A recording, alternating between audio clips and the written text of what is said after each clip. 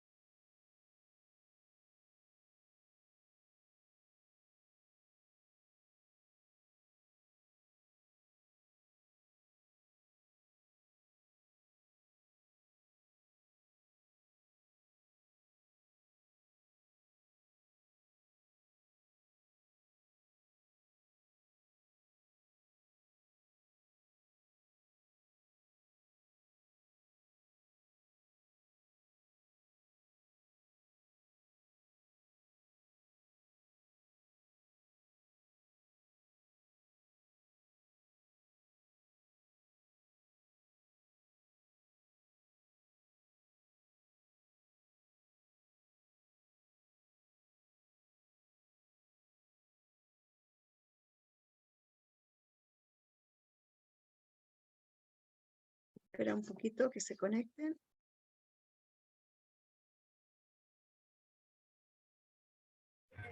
Hola, hola, profe, lo que pasa es que no sé qué tiene mi celu, que cuando me conecto de él se me cae todo el rato la clase. Ah, eh, debe ser por la inestabilidad de la internet a lo mejor. Sí, puede ser porque ahora voy camino a mi casa Pobrecilla. ¿A qué hora sales, Tania? a las 6. Ah, ok. ¿Te parece que esperemos unos 10 minutos para empezar? Porque tus compañeros todavía están tratando de conectarse. Me imagino que tienen el enlace. Sí, José Manuel lo compartió al grupo. Ah, espectacular. Entonces lo vamos a esperar un poquitito. Ya mientras tanto llegas a tu casa y vamos a ir repasando y viendo algunos temitas el día de hoy.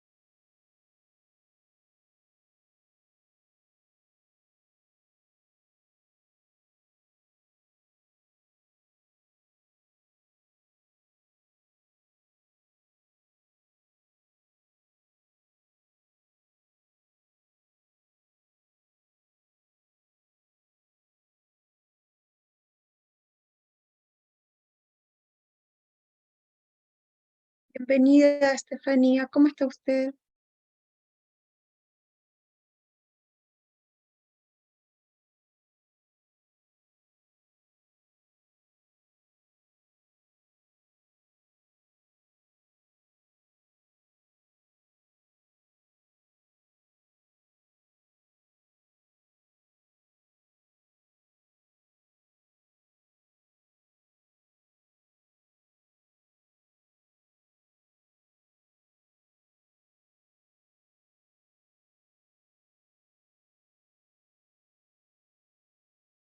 Bienvenido, José Manuel.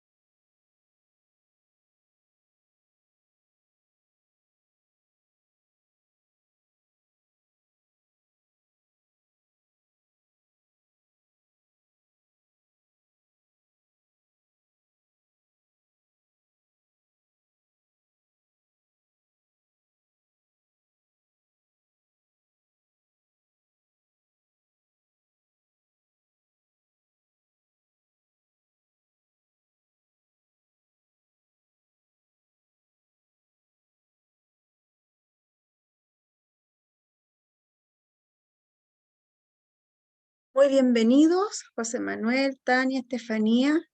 Cuenten, ¿cómo han estado en estas vacaciones, estos días de descanso? Si pudieron descansar.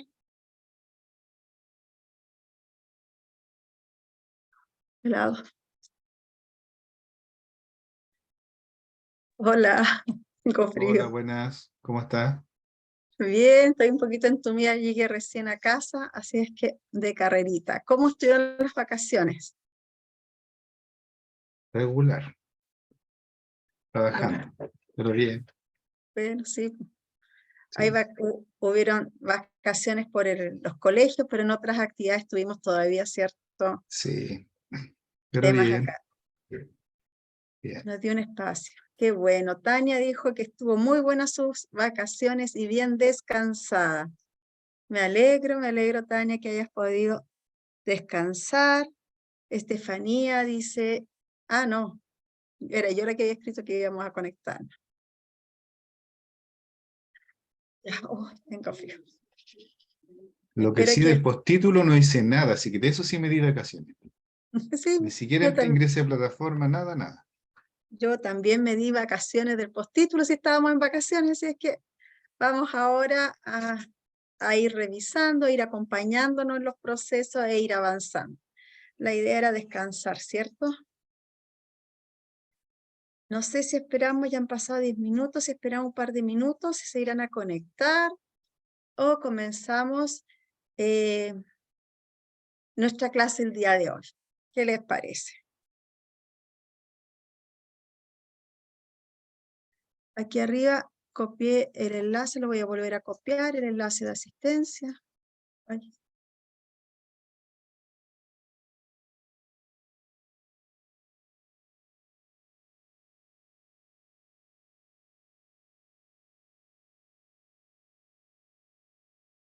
ahí tienen el enlace para que se puedan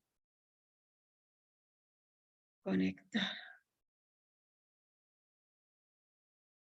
Y puedan poner su asistencia. En un minuto.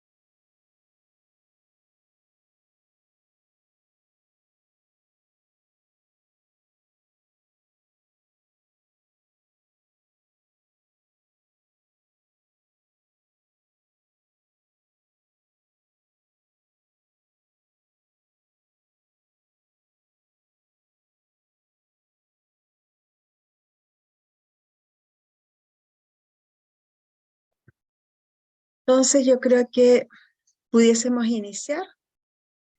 Quiero saber si alguien tiene algún agradecimiento, alguna petición en especial para iniciar nuestra jornada. Estamos ya. Hola Daniela, bienvenida.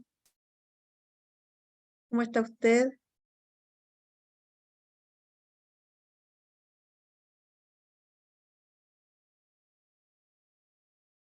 Pueden escribir sus intenciones en el chat, su agradecimiento para que podamos iniciar nuestra sesión el día de hoy. Sabemos que están llegando a las casas.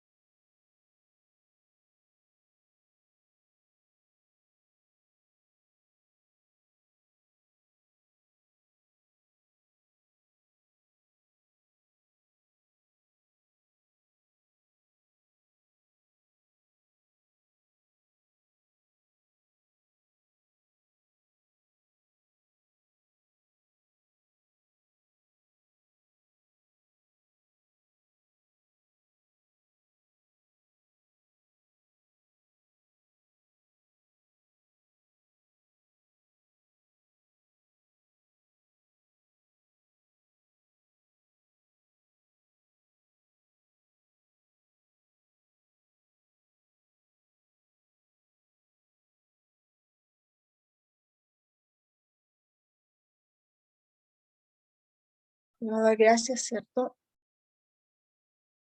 Digo, tengo mucho frío.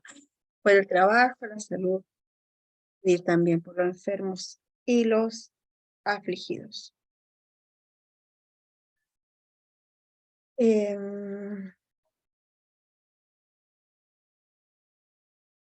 Vamos a iniciar entonces nuestra jornada. Les invito a inclinar su rostro y que podamos reflexionar dentro de de agradecer el día a día, las bendiciones que recibimos.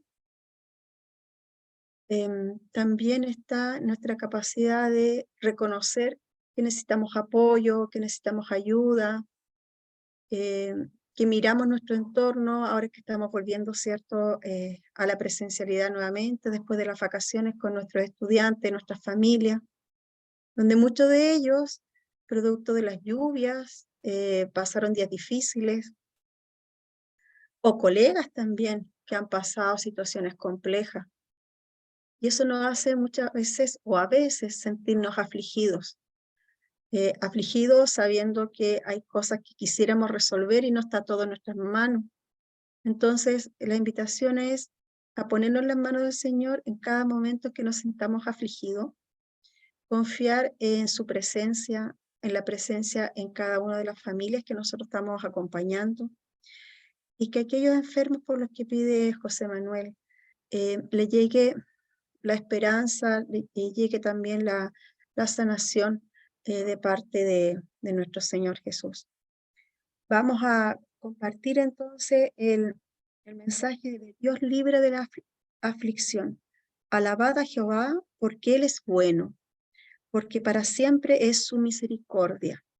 Este mensaje lo encuentro muy importante cuando hablamos de nuestro entorno, cuando pensamos en nuestro entorno, en todo lo que ha pasado con las lluvias, con el difícil acceso de algunos de nuestros estudiantes, su familia, o con las situaciones que nosotros tenemos que enfrentar el día a día.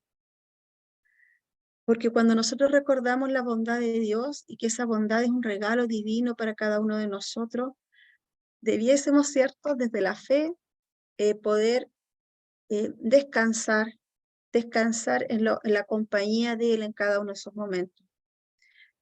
También esto de recordar que siempre Él es misericordioso con nosotros porque es un Dios bueno, un Dios que nos ama.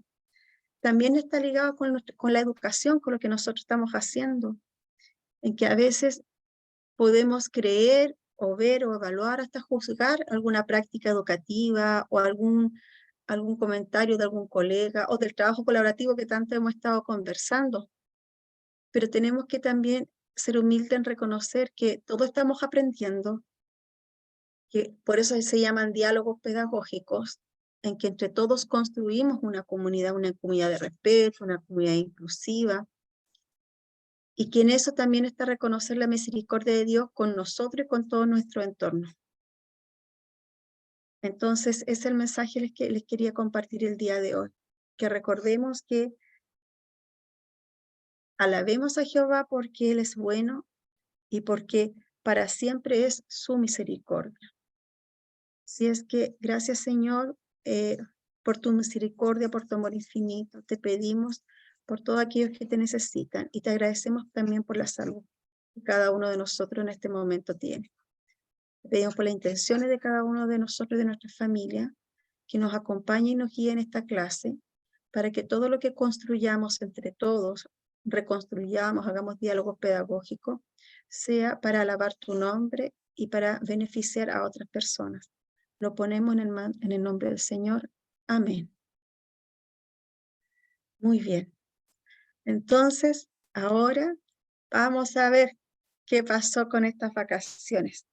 La semana anterior estuvimos hablando sobre algunas características del trabajo en equipo, del trabajo colaborativo, un estudio que se hizo, ¿cierto?, sobre la percepción que tenían los profesionales en relación al trabajo colaborativo y algunas barreras que se visualizaban, y era un estudio que también está compartido en plataforma. Entonces yo quiero saber quién de ustedes de aquí que se conectaron o no se conectaron, pudieron repasar o revisar un poquito eso para saber si retomamos algunos elementos importantes de la clase anterior o seguimos avanzando con el temario del día de hoy. Eso me interesa, como ir viendo qué necesitamos ir reforzando para que podamos avanzar de manera progresiva, de manera segura en los aprendizajes. Así es que quisiera saber si Tania, si Estefanía, si Daniela, José Manuel tienen alguna consulta en relación a lo que se abordó la clase anterior. Sé que llegó unos correos porque revisé en la bandeja de correo unas preguntas sobre los foros y al final de la clase vamos a ir aclarando información sobre los foros que les permita, vamos a hacer un quiebre, ¿cierto? Ustedes saben, me ponen campanitas, monitos ahí para hacer el quiebre y ahí vamos a retomar en esa parte alguna información que sirva para que todos puedan comprender o entender o poder aplicar y resolver los foros que están en plataforma. Entonces, la primera pregunta. ¿Quiénes de ustedes necesita que hagamos un breve repaso del temario anterior, de la clase anterior? Sobre todo porque era una clase que estuvo marcada porque estábamos en los procesos de evaluación en los colegios. Yo sé que estábamos todos muy pendientes también de esa actividad. Y a lo mejor no todos se pudieron conectar y no sé si todos pudieron en las vacaciones revisar los videos. Entonces, marquen ahí sus manitas, sus caritas en la plataforma para poder saber si retomamos un poquito o seguimos avanzando. Ya, ese sí es que tengo que reforzar o sí que sigo avanzando. Profesora, buenas tardes. Me gustaría que reforzara, por favor. Ya, Tatiana, reforcemos entonces un poquito. Voy a buscar la información. La idea es que yo voy poniendo los títulos, vamos a hacer como lluvia de ideas. Entonces ustedes me dicen, ¿saben qué? En esto no entendí o cómo lo podemos ejemplificar. Y así avanzamos para después mantener la lógica del progreso del curso. Voy a buscar un poquito acá, tengo que tener, esa es la semana 4, ¿cierto? ¿Me dan un minuto?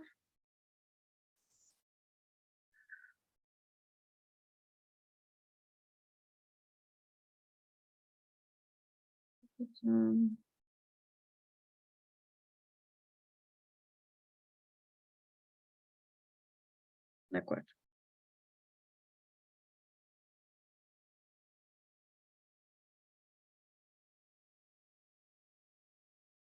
Aquí. Sí.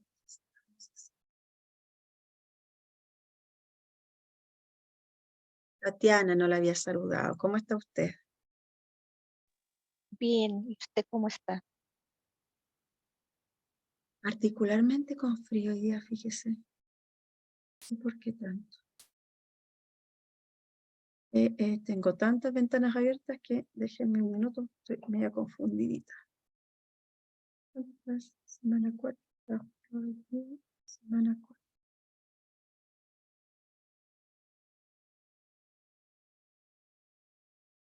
Ahí está. Bien. Bueno. Aquí estamos. Vamos a ir a presentar acá desde el principio. Vamos a ir avanzando. ¿Sí? Teníamos 3 ejes importantes acá que están relacionados, voy viendo que lo que hay ahí, está relacionado con los 3 enfoques que hay de equipos de trabajo. Entonces dijimos que había uno que era multi, otro inter y otro transdisciplinario. Y que dependiendo de la situación pedagógica, se podía poner en marcha algunas acciones que son tendientes al desarrollo de estos equipos, tanto multi, inter y transdisciplinario. También recuerdo, si no me falla la memoria, que estuvimos haciendo un análisis de qué decía la normativa, si era de integración, si era de inclusión y cuándo se ocupaban estos enfoques para tener una manera crítica y reflexiva sobre lo que es la normativa y sobre también cuáles los avances desde los enfoques hacia la inclusión educativa. Entonces, si yo digo multidisciplinario, ¿qué pueden compartir ustedes sobre eso? ¿Qué les dice la palabra multi? ¿Qué recuerdan? Si tienen dudas sobre esto, o es otro tema el que quieren abordar. Multidisciplinario. ¿Quiénes serían los que participan en un equipo multidisciplinario? Porque disciplinario, todos tienen el apellido disciplinar. Sabemos que son diferentes disciplinas. La diferencia es si es multi, inter o trans. ¿Cuáles son las diferencias o las características de cada uno de ellos?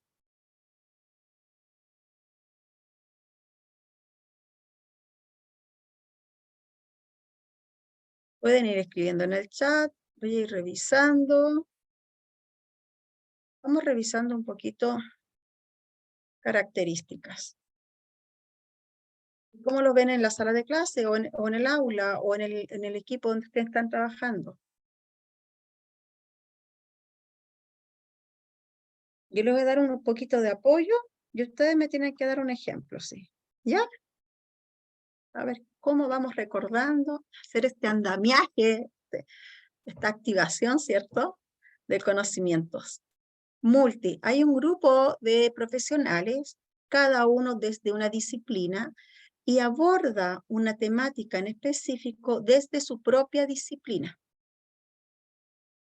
Tenemos un psicólogo, un fonoaudiólogo, un terapeuta ocupacional, un profesor de diferencial en TEL, que en el caso de ustedes, y desde su disciplina observa una situación y aquella disciplina en que tenga mayor relevancia, se considera, entre comillas, de mayor relevancia en torno a lo que se está estudiando, es el que lidera este equipo. Por lo tanto, es multidisciplinario, hace un foco, hace un elemento preciso, y si bien es cierto, hay diferentes disciplinas, estas disciplinas dan información al respecto desde su individualidad, desde las características de esta disciplina.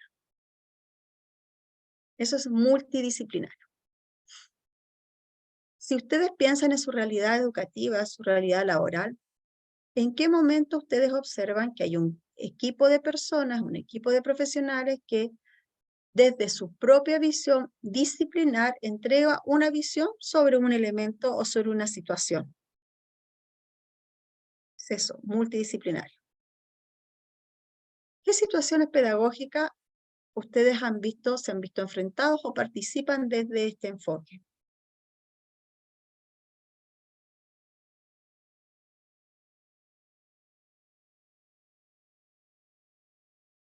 Si yo tengo, por ejemplo, un estudiante de primero básico que queremos hacer pesquisas sobre él, de por qué tiene un retraso en el proceso lector.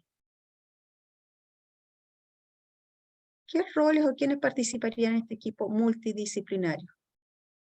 En el trabajo de los especialistas, ¿cierto? Especialmente en el trabajo de los especialistas, cuando hablamos de especialistas, ¿se refieren a quién en específico? Como que siempre me queda la duda. ¿A qué se refieren con especialistas? Ok, a los asistentes de la educación. Ya.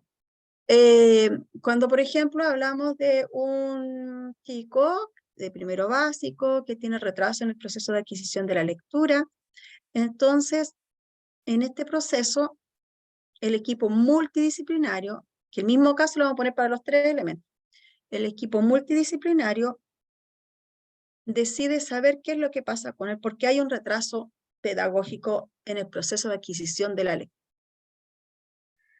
Entonces, desde este punto de vista, este equipo multidisciplinario puede estar conformado por el psicólogo, por el fonoaudiólogo, por el profesor diferencial, un psicopedagogo, el profesor de aula. El profesor de aula va a decir, yo derivo al equipo PIE porque no aprende a leer, tiene un retraso, significativamente no logra adquirir los procesos al ritmo de los demás compañeros. El psicopedagogo va a decir, ya, lo evaluó, aplicó el evalúa probablemente, sacó un índice de velocidad lectora, comprensión lectora, etc.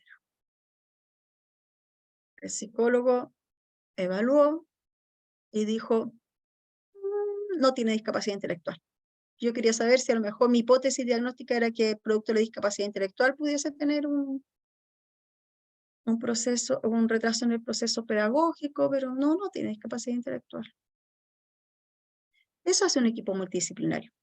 Cada uno desde su disciplina. La fonoaudióloga hizo el TAR, no sé, el TAVI, que son pruebas para ver el lenguaje, ¿cierto? Expresivo y comprensivo, para saber si eso estaba interfiriendo.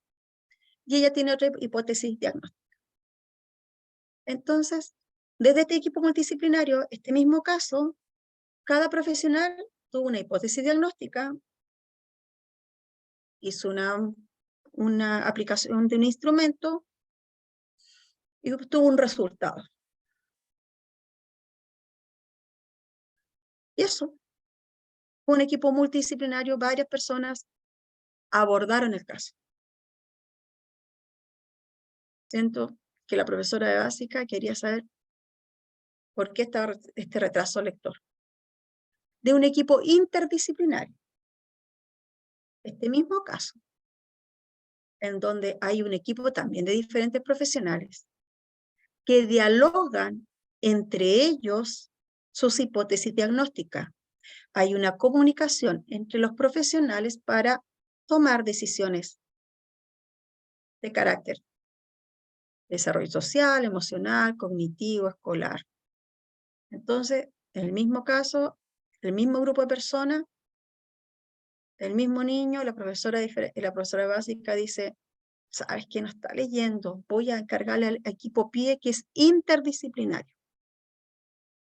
Entonces, hay una estructura, un canal para obtener y para conducir el trabajo. Y lo primero es el psicopedagogo. El psicopedagogo o el profesor diferencial aplica una evaluación, puede ser estandarizada o no, y dice, ¿sabes qué? Tiene un retraso en el proceso lector, está en el proceso de identificación de fonema, comprende instrucciones directas, requiere apoyo en el aula, a lo mejor un tipo de apoyo con ficha individualizada, pero además requiere un trabajo sistemático que le permita generar conciencia fonológica, porque mi hipótesis es que tiene disminuida la conciencia fonológica.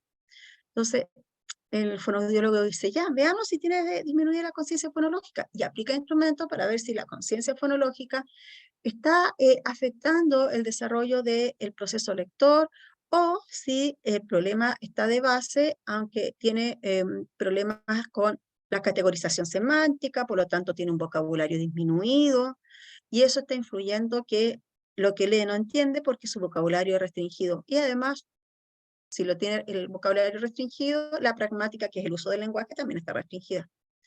Y eso pudiese influir también en el proceso de adquisición y comprensión de la lectura. Puede aparecer el psicólogo y dice, ¿saben qué? Hagamos un despistaje para saber si tiene una necesidad de apoyo específico transitorio o permanente.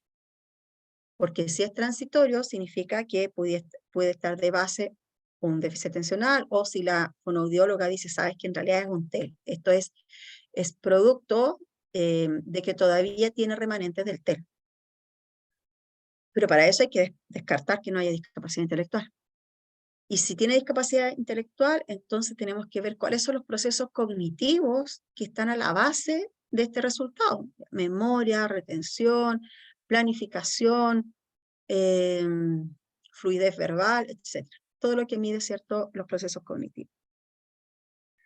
Y el coordinador dice, ya, se hace una reunión, entonces dice, mira, el resultado, mi hipótesis es que no tiene discapacidad intelectual, sus procesos cognitivos están aptos, adecuados a la edad, dice el psicólogo, para adquirir los aprendizajes. Se evidencia que hay un retraso en el proceso lector, dice la psicopedagoga, y vamos a necesitar técnica y estrategia específica. Entonces el psicólogo les va a decir, sí, ¿sabes qué?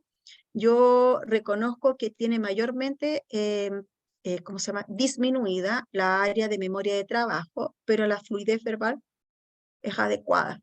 Muy bien, dice la psicopedagoga. Entonces, el trabajo que vamos a hacer con él, vamos a tomar los aspectos de memoria de trabajo, porque vamos a intencionar actividades tanto en el aula de recursos, el apoyo específico, como en la sala de clase, con actividades de memoria de trabajo que le permitan generar un trabajo que le permita, ¿cierto?, el proceso lector. Y la fonoaudióloga dice, sí, ¿sabes lo que pasa? Que todavía tiene un TEL, consecuencia de un TEL, entonces efectivamente tiene disminuida la conciencia fonológica. Entonces, ya, si tiene disminuida la conciencia fonológica, nos dimos cuenta que estaba interferida, no disminuida significativamente, sino que interferida la memoria de trabajo, las acciones pedagógicas tendrían que estar tendientes al desarrollo de ambas funciones, una función cognitiva y otra de desarrollo lingüístico, para que pueda adquirir el lenguaje, el proceso lector, a lo mejor en otro ritmo, pero lo pueda adquirir. Y a la profesora de aula le vamos a decir, ¿sabes, profesora? Súper buena observación la que usted hizo, porque efectivamente hay procesos que están interferidos, tanto a nivel cognitivo, que era la memoria de trabajo, a nivel fonológico, que era la conciencia fonológica, y estas estrategias sugerimos para trabajar en el aula, porque va a permitir que refuerce lo que nosotros vamos a trabajar con él. Entonces, la diferencia está... ¿Cuál es la diferencia entonces entre el inter y el multidisciplinario? Yo les di el ejemplo, el mismo caso y con dos enfoques de trabajo diferentes. ¿Cuál es la diferencia entre el multi y el interdisciplinario desde lo que yo les acabo de presentar? Porque no fue la misma forma en que lo abordaron.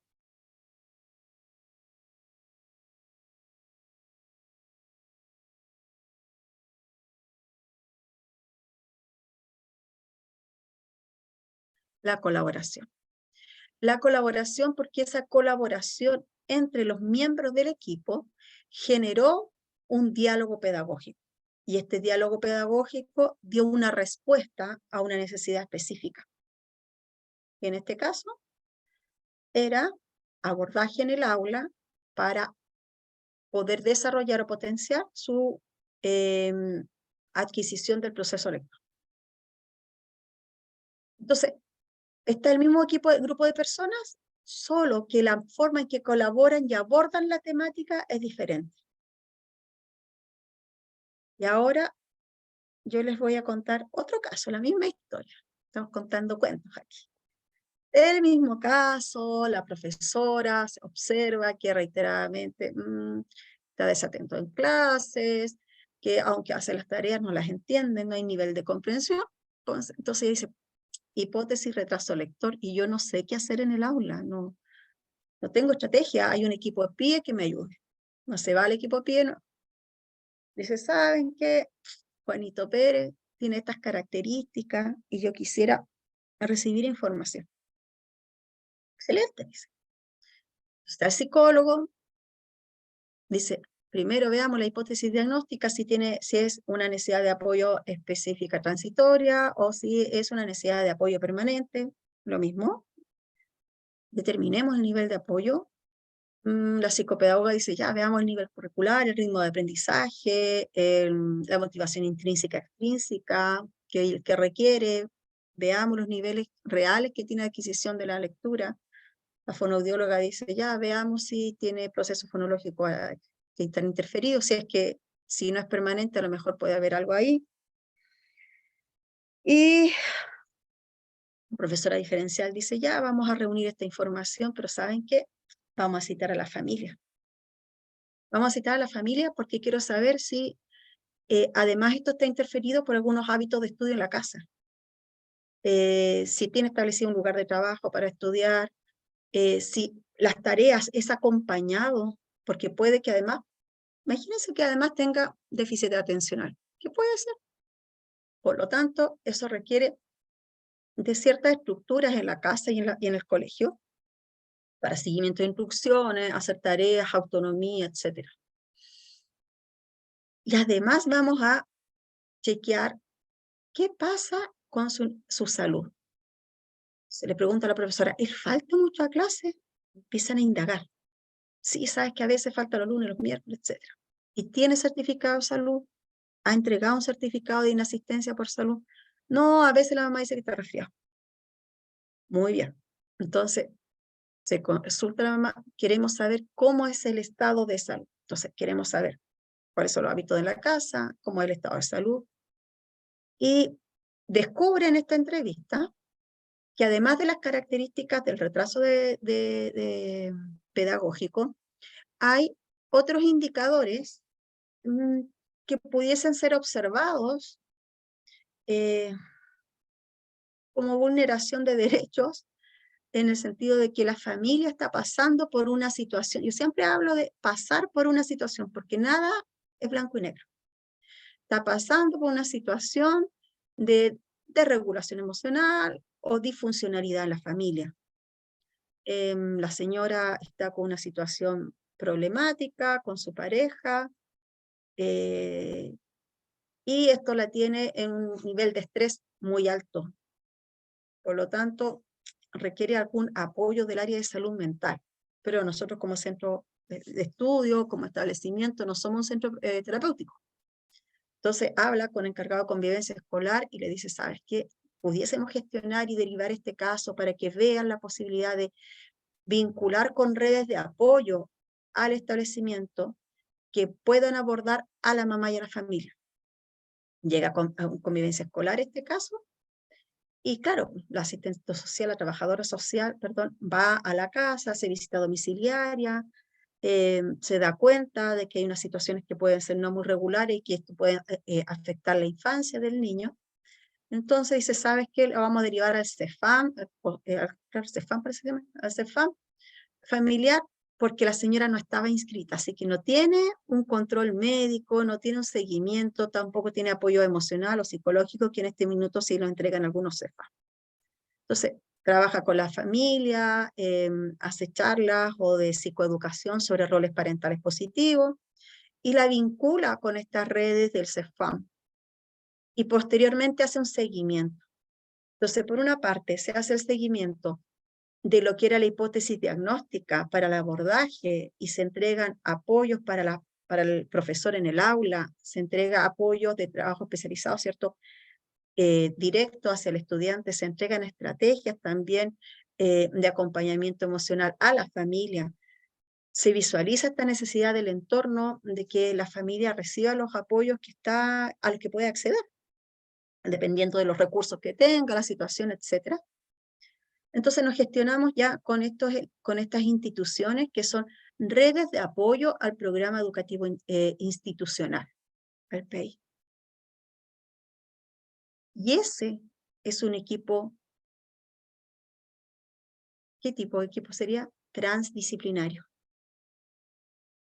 Porque sale de la barrera netamente del núcleo del establecimiento y se abre a todos los espacios de participación y redes de apoyo para el desarrollo integral del estudiante.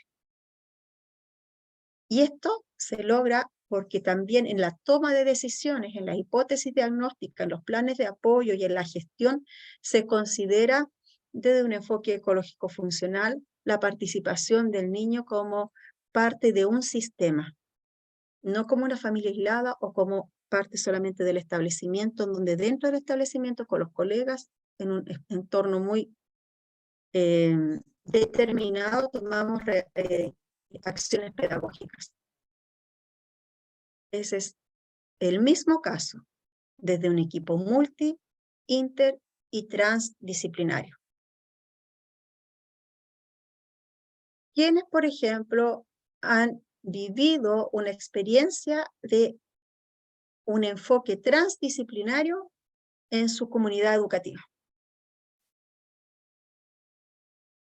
Pueden abrir micrófono, escribir o marcar con algún icono, emoji o algo, para saber quiénes han vivido la experiencia de ser parte de un equipo transdisciplinario o han observado ejecutar acciones desde un enfoque transdisciplinario, como les estoy comentando en estos momentos.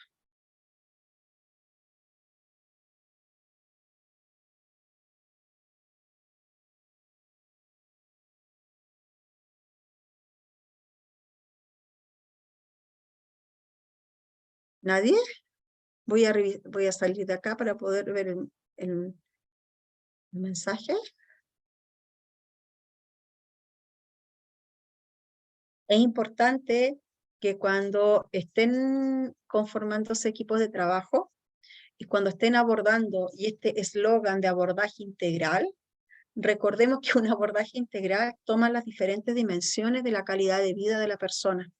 Entonces, el enfoque transdisciplinario es un enfoque que está pensado en las diferentes dimensiones de calidad de vida de la persona y de cómo se gestiona la comunidad educativa para dar respuesta a estas necesidades de apoyo. El enfoque transdisciplinario es un enfoque que requiere equipos de trabajo cohesionados, requiere trabajo en equipo que estén muy bien estructurados, que también tengan una lógica de seguimiento, unas pautas, unos protocolos, ¿cierto? Que le permita articular la información con las diferentes necesidades del estudiante y dar respuesta de manera oportuna a las necesidades. No siempre en los establecimientos tenemos equipos transdisciplinarios. A veces estamos entre el multidisciplinario, que cada uno da como especialista su mirada sobre la situación, pero no hay una colaboración para dar una respuesta de manera coordinada entre los miembros como un equipo interdisciplinario. Y pasar al transdisciplinario requiere también de elementos de gestión educativa, en donde se gestionan los estamentos que están al interior del establecimiento, ya sea escuela de lenguaje, escuela especial, proyecto de integración educativa, un establecimiento con 104 o 10 alumnos, no importa. No es la cantidad de personas que trabajan, sino es cómo trabajan. Eso hace la diferencia. Así que con esos elementos podemos dar como un ejemplo claro de cómo una situación se puede abordar desde un enfoque multi, inter o transdisciplinario. En los años 90, 98, yo digo que es la época que yo salí de la universidad, ¿cierto? Había una tendencia a que todos nos llamaban los especialistas. Y esa mirada de especialista estaba centrada en este enfoque multidisciplinario, en que cada uno desde su profesión daba una mirada, una respuesta, una hipótesis ante una situación. Fue pasando el tiempo y llega el decreto 170, las normativas, ¿cierto? Y dice, es necesario que haya un diagnóstico interdisciplinario para los procesos diagnósticos que ya todos ustedes conocen, ¿cierto? Que es lo que atrae la subvención, se registra la información. Y en esto hay unas pautas. Hay unas pautas que dice valoración de salud, que queda ahí contemplado, anamnesis, ¿cierto? Pero si en el momento de realizar este diagnóstico quedan esas pautas, producto de los portafolios, que es lo que nos piden, ¿cierto?, desde el Ministerio de Educación, la Superintendencia, y queda como del diagnóstico integral, pasa a ser interdisciplinario. Ahora, si con esa información gestiono redes de acompañamiento hacia las necesidades de apoyo del estudiante y su entorno familiar, ahí esa información pasa a ser transdisciplinar, porque quedamos más allá de lo que era completar una hipótesis diagnóstica. Esos son elementos importantes a considerar cuando estemos trabajando en TEL, en educación especial en general, que son las bases de una mirada sistémica. Cuando hablamos de una mirada sistémica, hablamos del micro, macro y mesosistema, ¿cierto? De cómo nosotros nos centramos que el estudiante y la familia es el centro que está dentro de la escuela, que sería la familia, el micro, el mesosistema, ¿cierto?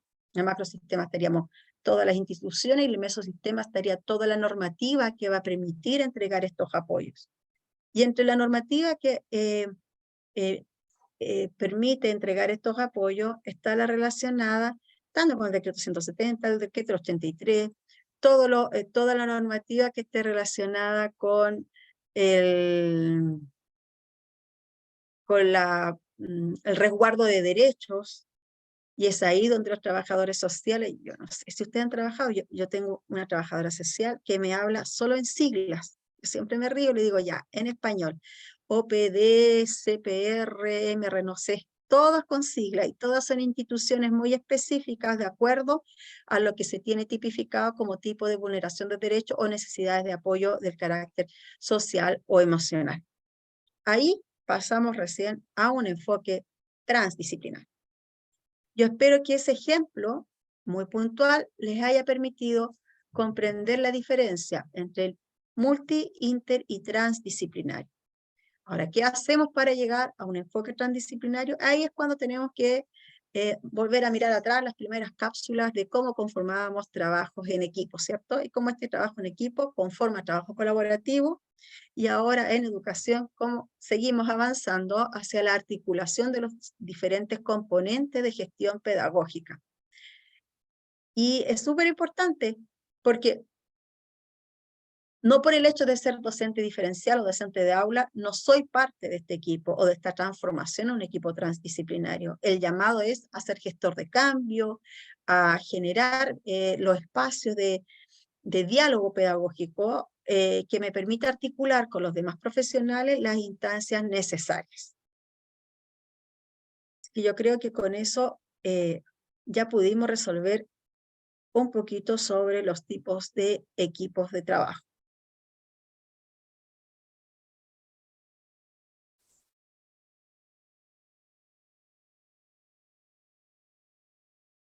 Acá estaba este. Vamos a avanzar una más y cuando tengamos el quiebre de actividad, avanzamos con lo que tenemos, ¿cierto? Ahora, ¿cómo se refleja? Ese es un estudio. Ese estudio en realidad estábamos hablando de, si ustedes revisan las cápsulas anteriores, en ese estudio se hizo una encuesta, un levantamiento de información a profesores de cómo ellos vivían el trabajo interdisciplinario, las ventajas, las desventajas, qué consideraban que había que mejorar para llegar a ser un equipo transdisciplinario. Es bien interesante porque puede reflejar un poquito lo que uno vive. ¿Por qué favorece la educación especial? Un poquito de lo que estuvimos hablando. ¿Cómo definíamos esta definición de interdisciplinariedad de acuerdo al alero del decreto 170? Y en relación a las características tanto del estudiante como del contexto educativo, social y familiar, ¿qué es lo que está indagando? ¿Qué es lo que estamos buscando? Los diferentes contextos en los que nosotros vamos a abordar, cómo vamos a generar acciones desde esta colaboración entre profesionales. Hablamos también de, ¿se acuerdan el caso que les dije qué pasa si queda solamente la documentación? Bueno, esta documentación que habla sobre los formularios de evaluación está tipificada en el decreto 170 y lo que nosotros tenemos que hacer es lograr que este enfoque interdisciplinario de evaluación diagnóstica pase a una acción pedagógica desde la transdisciplinariedad.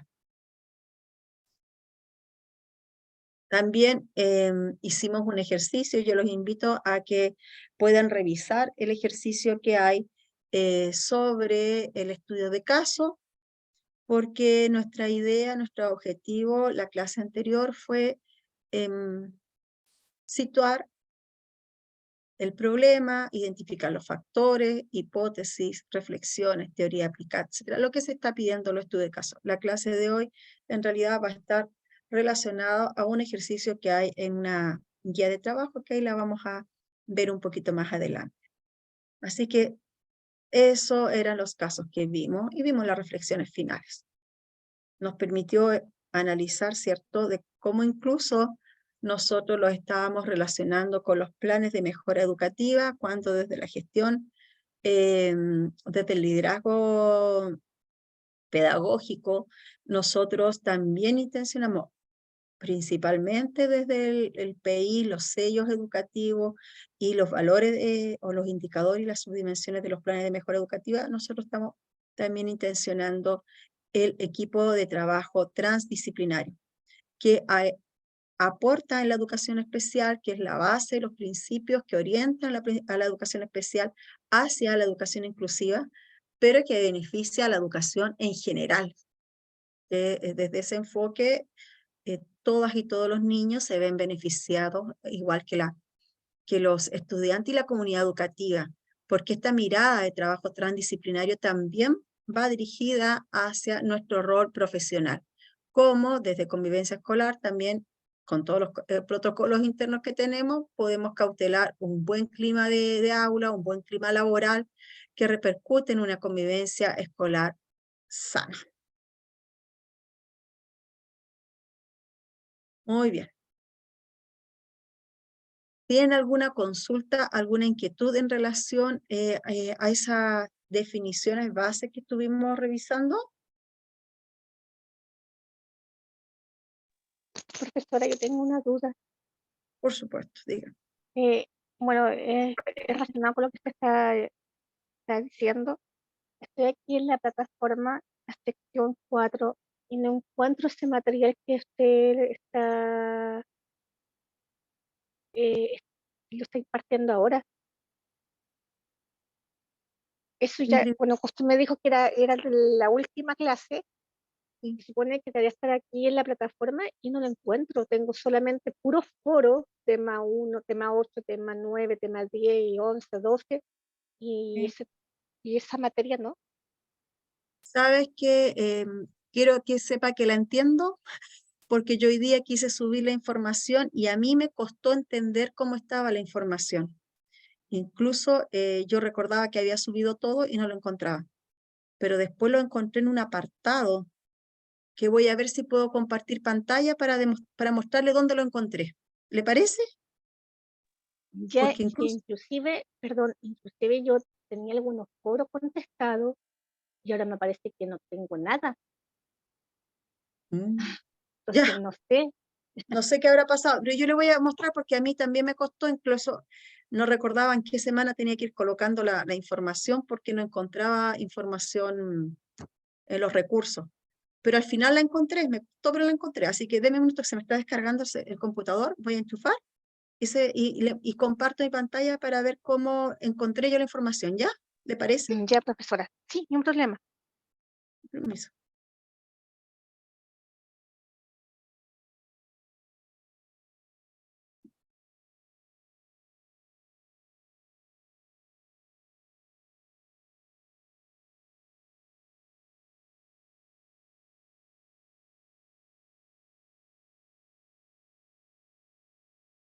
Ya, vamos a ver. Hola, profesora, ¿cómo está? Hola Lorena, bien, ¿y usted No me cómo había está? acordado que empezábamos las clases. Me acordé que había que trabajar, pero el postítulo de antes las vacaciones estuvieron muy buenas, el descanso. Sí, lo aprovechó. Sí, bien aprovechado. Respecto a lo que hablaba mi compañera, yo le envié un correo electrónico preguntando unas preguntas en un foro. Sí, No sé si lo revisó ahí el... también estaba de vacaciones. Lo vi, lo que pasa es que les comenté al inicio que ¿Ya? íbamos a ver, salir de este. Ay, no sé qué, ay, casi, ¿qué hice? Perdón. Salí de, ay, pensé que había salido de la plataforma. Que iba a responder esas consultas para aclararle las dudas a todos. Ah, Aproveché súper. Al que final de estaba, la clase. sí, al Ujú. final de la clase, sí, Ah, ya, sí. súper. Gracias. Voy a ver si puedo compartir la pantalla de... mm,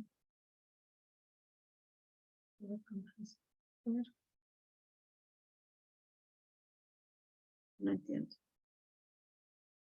A ver, ¿cómo lo encontré? Que a mí también me costó encontrarlo. Yo no sé si la pantalla es igual la mía a la de ustedes, si eso no lo sé. Yo encontré ya acá.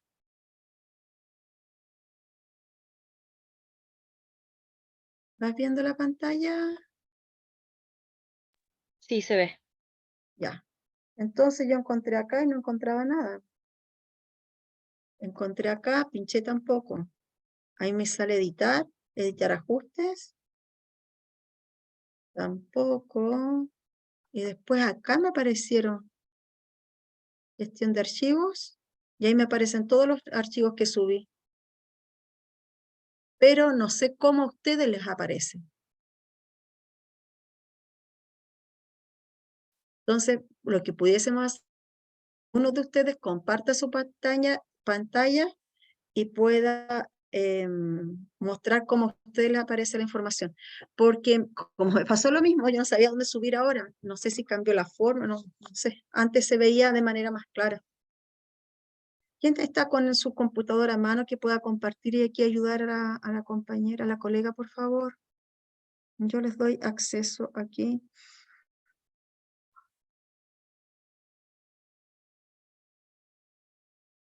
Ahí tienen acceso para compartir. Tania, ¿estás con el computador ya abierto o no? ¿Todavía en celular? Sí, profe, estoy desde el celu, pero ¿qué quiere ver la compañera? ¿Dónde A se ver si lo encuentran puedo ver. dónde se encuentran los recursos para poder bajar las clases?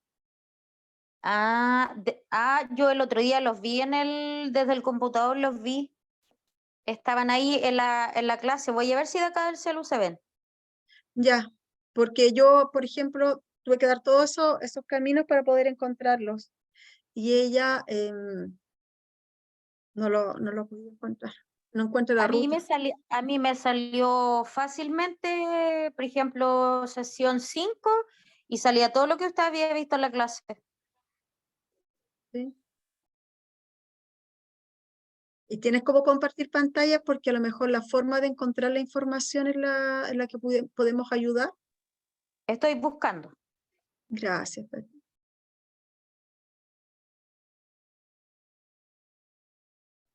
Consulta, ¿en qué semana te refieres, Tati? La semana 5, entre la Ya, semana 4, o sea, semana 5 y semana 4, porque ya, la la voy a 1 y la 2 y revisar. la 3 se puede, pero Ya, el resto no. ¿Ah, no? Profe, aquí estoy en ¿cómo se llama? En la página de ay, no sé cómo compartir del celu. Ya encontré. Y no le salen los videos de clase. Ya, cuéntame. Daniela. ya, a mí tampoco, profesora, me sale. Ya. Mañana tengo que ir a la universidad de nuevo a la tarde. Puedo pasar a preguntar.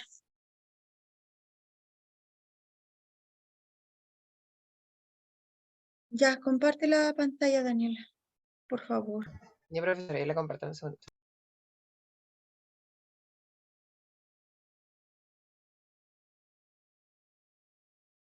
Ya. ¿Se ve? Sí, sí vemos.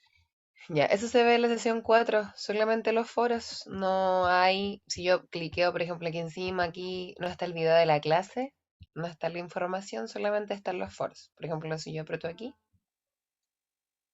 ¿Y foro, en la clase 3? ¿Y la clase 3? ¿La semana 3?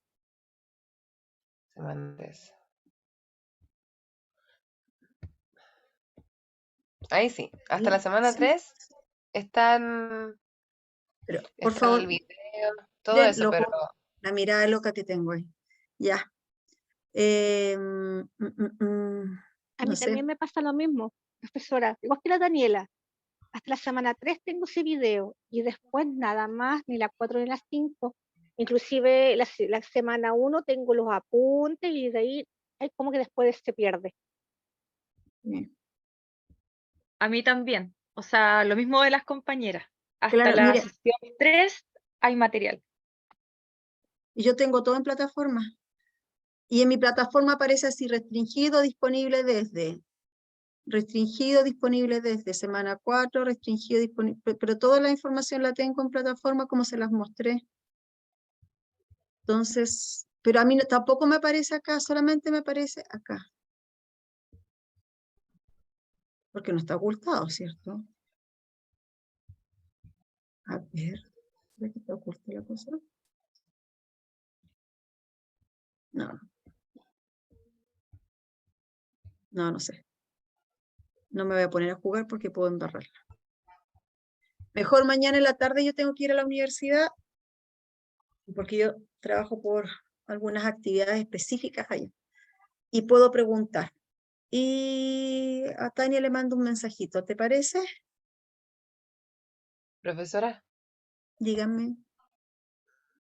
yo tengo una consulta con respecto a los foros porque me confundo un poco en qué foro vamos, porque como vamos con las clases un poco desfasadas, entonces ahí me Sí. pierdo. ¿En qué foro debería yo ya, hasta qué foro debería haber respondido el día de hoy, por ejemplo? De todos los que tiene. Porque ahí no sé Sí, en cuál sí. vamos. Que en el 5, es que acá los ponen ellos, no lo coloco yo. 5 dice 9 y 10. Al 4 tendría que estar hasta el 7 y 8.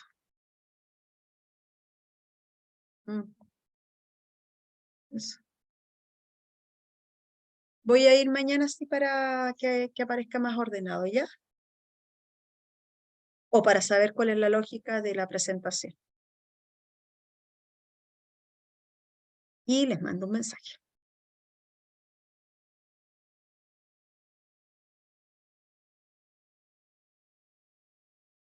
Me da impresión, ya. Voy a preguntar porque no tengo respuesta clara de cómo funciona la administración. Sí, yo tengo todo en plataforma. Los videos de la clase tampoco. Daniela, ¿quieres compartir tu pantalla? Sí, compártela.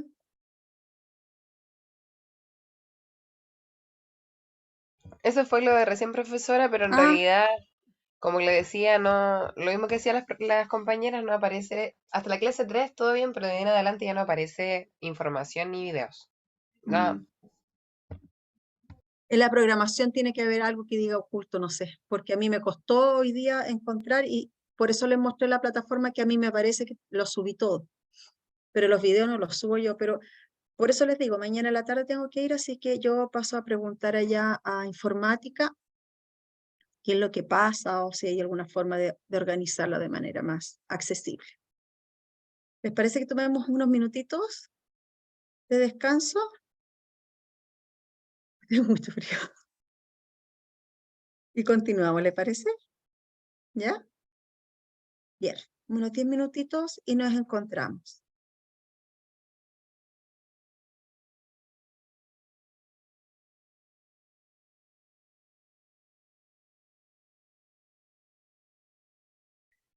Nos vamos. eh,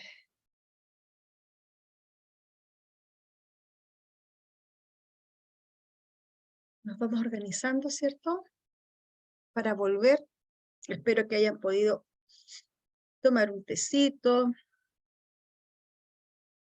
Estar aquí un poquito más cómodos para continuar. Aquí estamos. ¿Estamos? Ya, qué bueno. Yo recobré un poco el calor. Prendí la estufa, así que. Sigamos. Vamos hoy día a avanzar un poquito en aspectos generales sobre el trabajo colaborativo, pero ahora en torno a el decreto 170.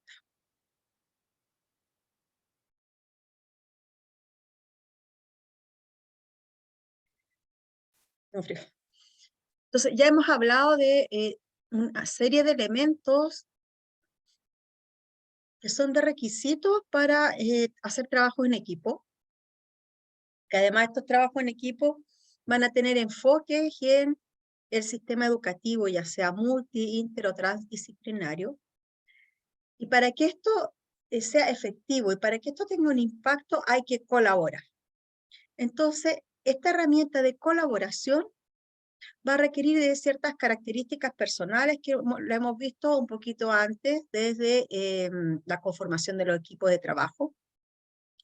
Y tenemos que considerar estas características personales también al momento de seleccionar los profesionales idóneos para cada una de las funciones, que eso está relacionado con los perfiles del trabajo. Todos tenemos ciertas potencialidades, ciertas habilidades que son nuestras mayores destrezas, y el equipo directivo, el coordinador de PIE, ¿cierto? Cuando nos contratan, tienen que poder vislumbrar aquellas potencialidades en beneficio de la educación de los estudiantes, y nosotros desde una autorreflexión y una reflexión pedagógica poder poner en marcha nuestras habilidades y destrezas en función del beneficio de todos y todas las estudiantes. Entonces, el decreto 170 nos dice que el trabajo colaborativo es una herramienta para mejorar la calidad de la educación.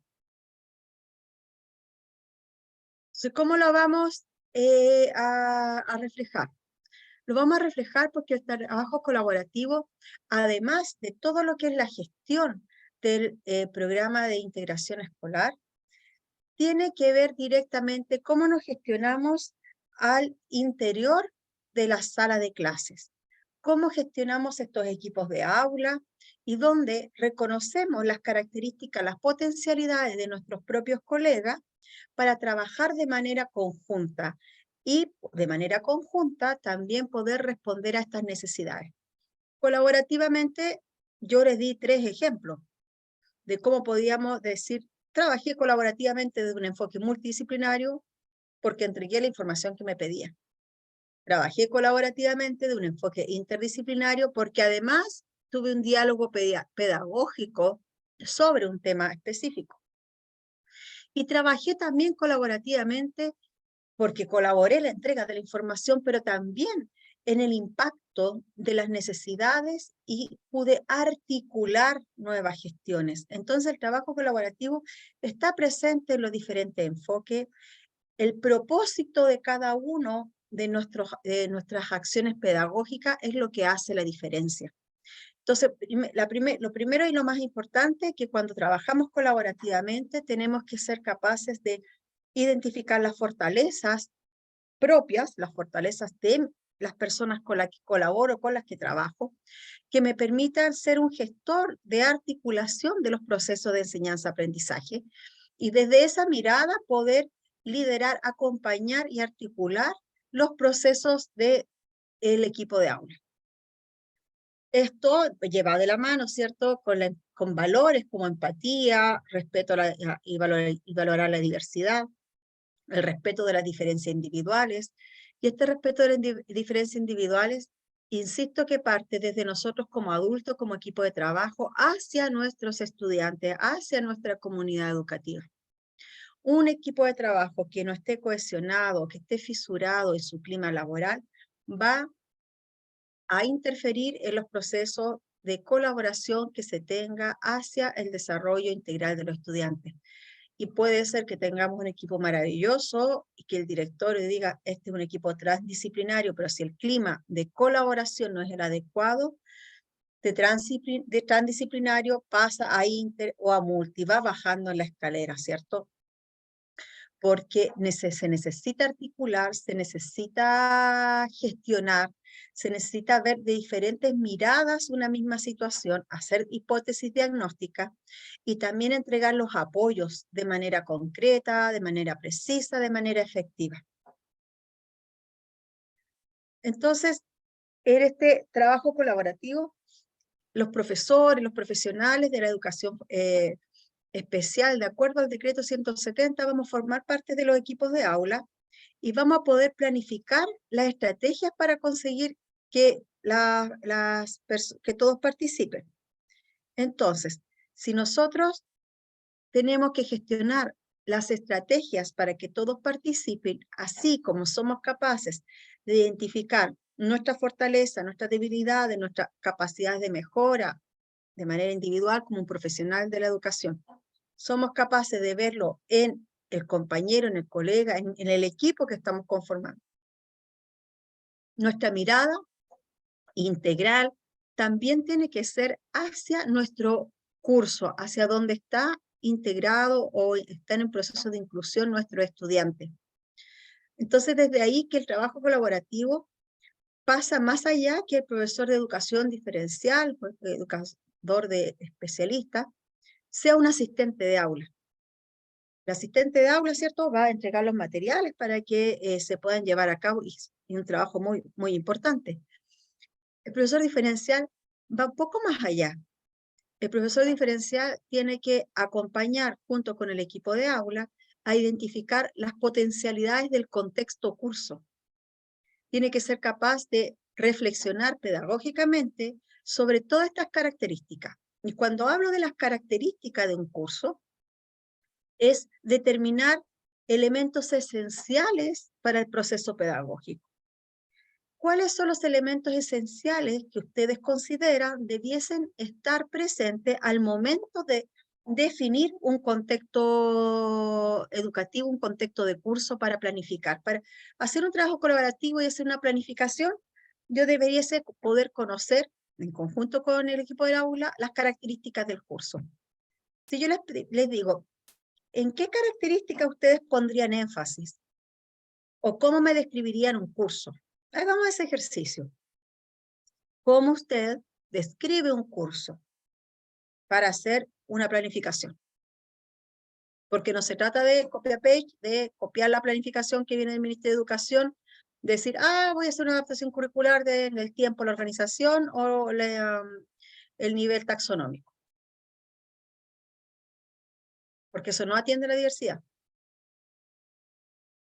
Lo que atiende a la diversidad es cuando yo soy capaz de ver el curso y en razón al curso, a esas características, puedo diversificar la enseñanza y después hacer la planificación, la adecuación, el PASI o el PAI, de acuerdo a las características del estudiante. Ya. Buen punto, Daniela. Nosotros podemos observar el curso y me están mencionando que podemos ver los estilos de aprendizaje.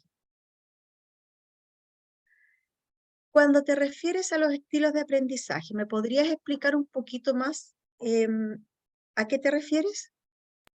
Sí, claro. Em, a propósito de eso, yo recuerdo que a principio de año el equipo PIE aplicó una mini test a los niños para poder ver cuáles eran sus estilos de aprendizaje. Si eran visuales, si eran auditivos, si eran kinestésicos, y poder así a mí sugerirme qué actividades en base al sondeo que se hizo en el curso iban a ser más eficaces al aplicar contenido. Entonces, por ejemplo, mi curso, si usted me preguntara cómo lo puedo describir, es bastante kinestésico y bastante visual. Entonces, generalmente yo tengo que hacer muchas actividades manuales, mostrarles muchos videos, ponerles bastante música para que así ellos puedan trabajar de manera más eficaz y puedan aprender mejor. Porque si yo aplicara, por ejemplo, a ellos les cuesta un montón que yo les esté hablando todo el tiempo porque no retienen mucho.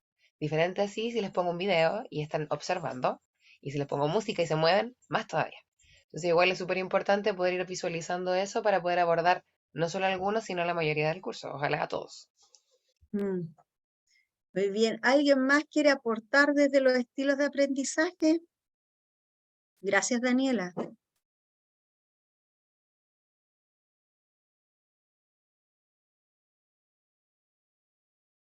Bueno, vamos a aportar y vamos a generar aquí un diálogo pedagógico, ¿les parece? Los estilos de aprendizaje responde a una mirada de la evaluación cognitivista, en que dice que cada persona va a responder a una forma de acuerdo a cómo percibe la información y su respuesta va a ser más efectiva. Lo que pasa es que ese estilo cognitivista, que el VAC, que es el que dice Daniela, el instrumento, desde la mirada de la neurociencia y de la neuroeducación, nos dice que el cerebro está en constante generación de sinapsis, y esta generación de sinapsis y de plasticidad cerebral, que es muy importante el término, no se valida los estilos de aprendizaje. Antiguamente se validaban. Ahora, desde la neurociencia y con investigaciones actualizadas, desde el 2004 en adelante aproximadamente, está la neurociencia y la neurociencia aplicada a la educación desde el 2014 en investigación.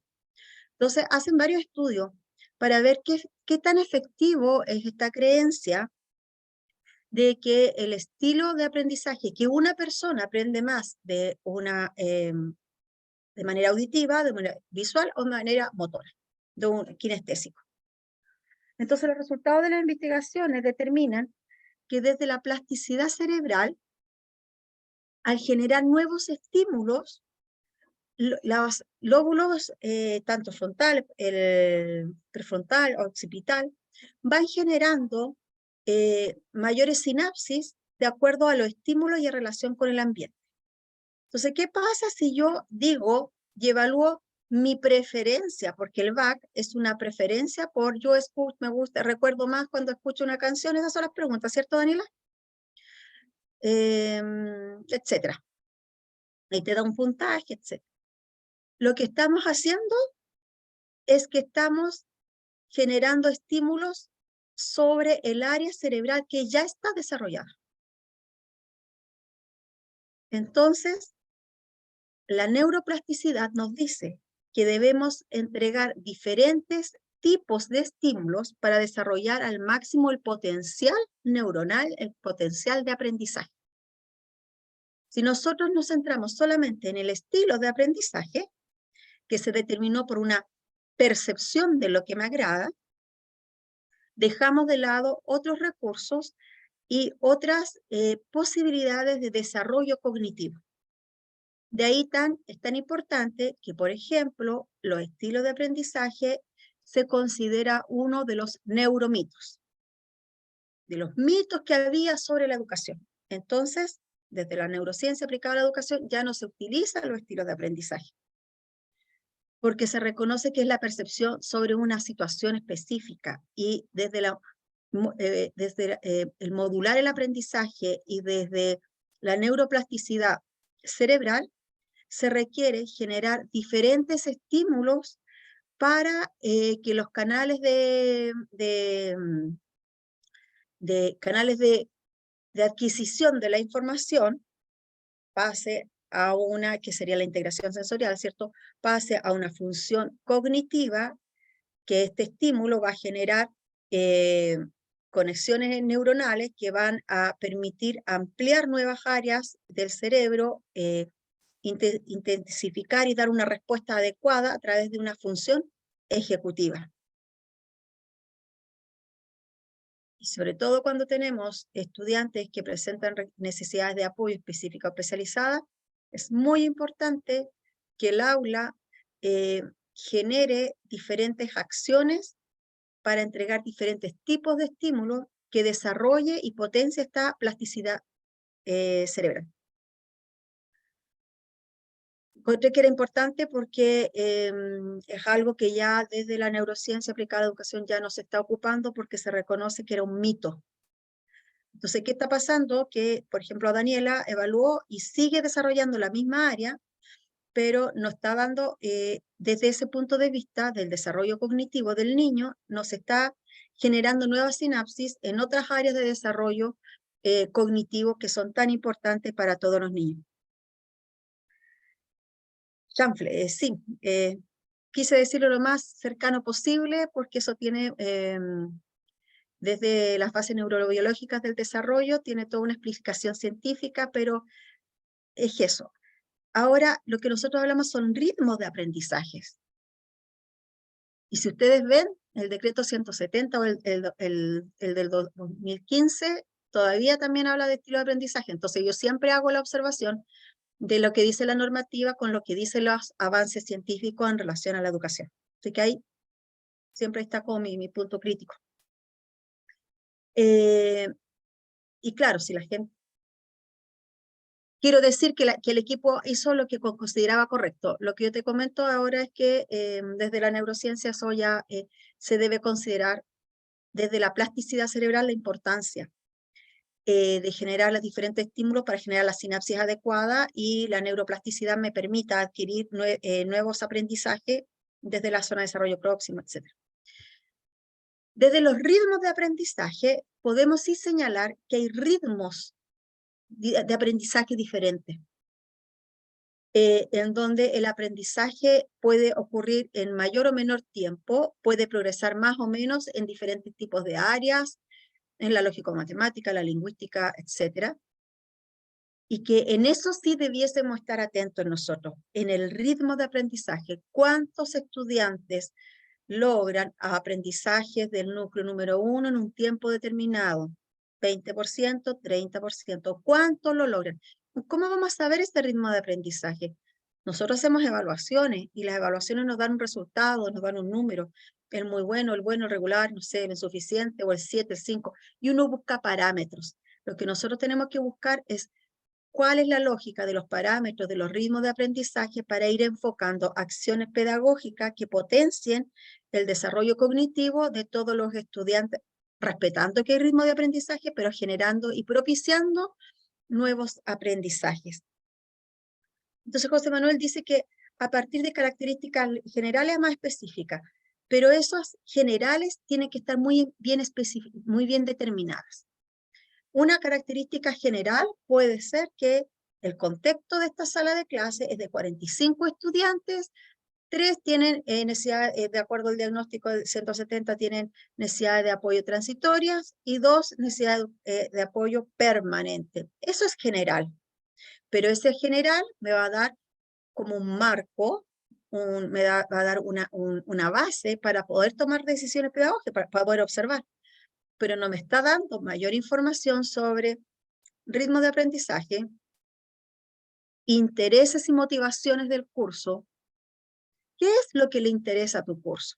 Sí, tomemos el caso de Daniela. Daniela, dime cómo es tu curso. Cuéntanos de tu curso. Ya, a ver. Mi curso consta de 45 niños, cada uno con características diferentes. Son bastante activos, les gusta mucho participar, bastante diría yo, dialogar entre ellos. Les gusta mucho trabajar en equipo, me he dado cuenta. Se ayudan mucho mutuamente.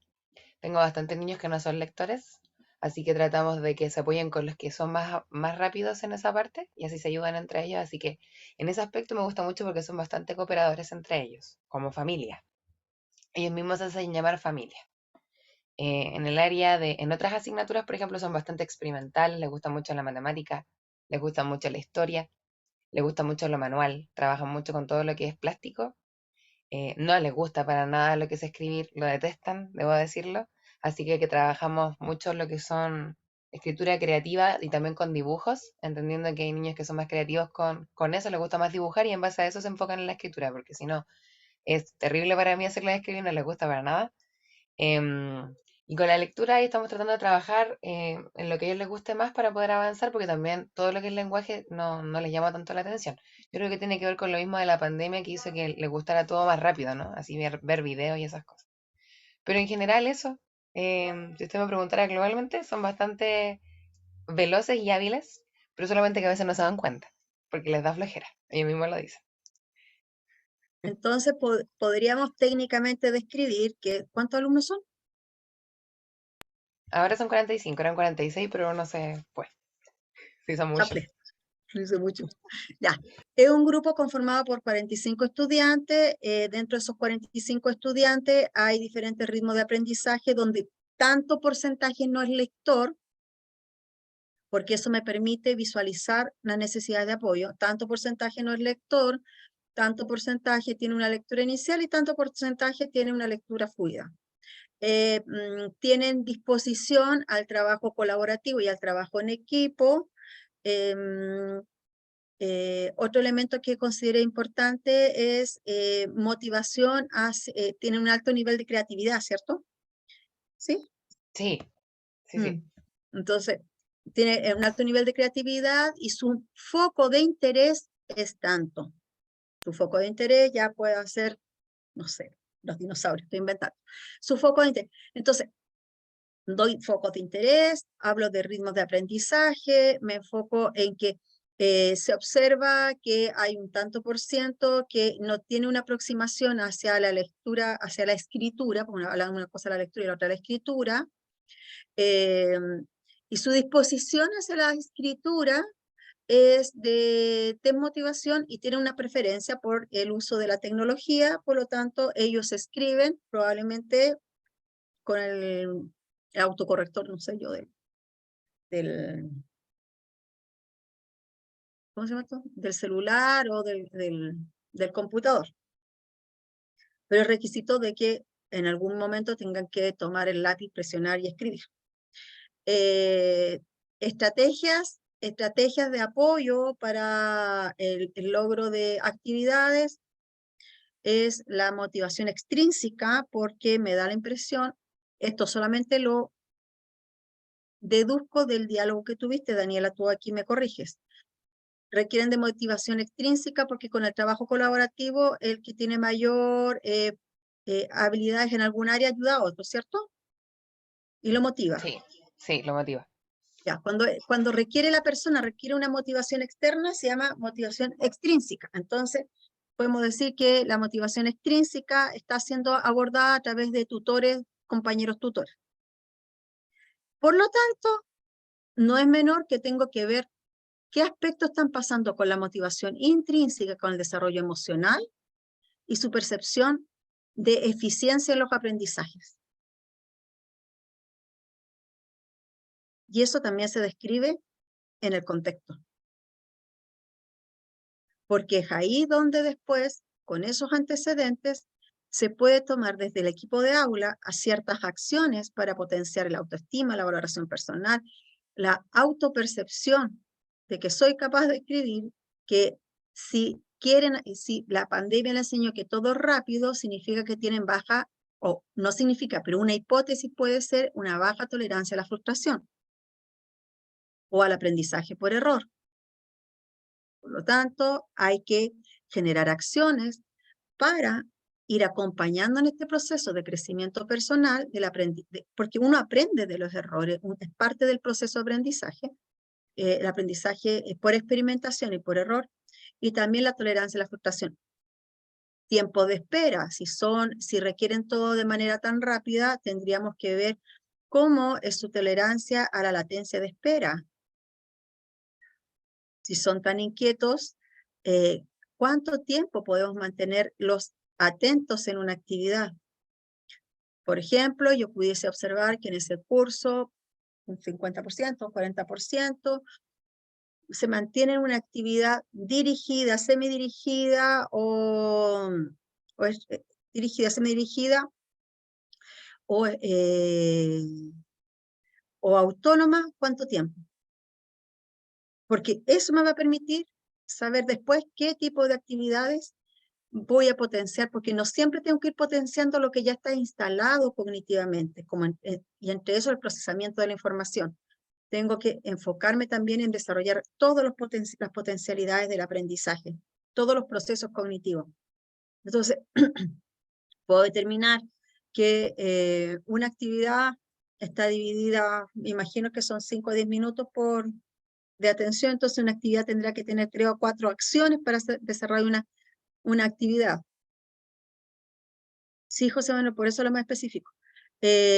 Entonces, esa actividad tienes que describir en una actividad la clase tiene 45 minutos, no, 80 minutos, una actividad está dividida en 5 o 6 etapas de la tarea.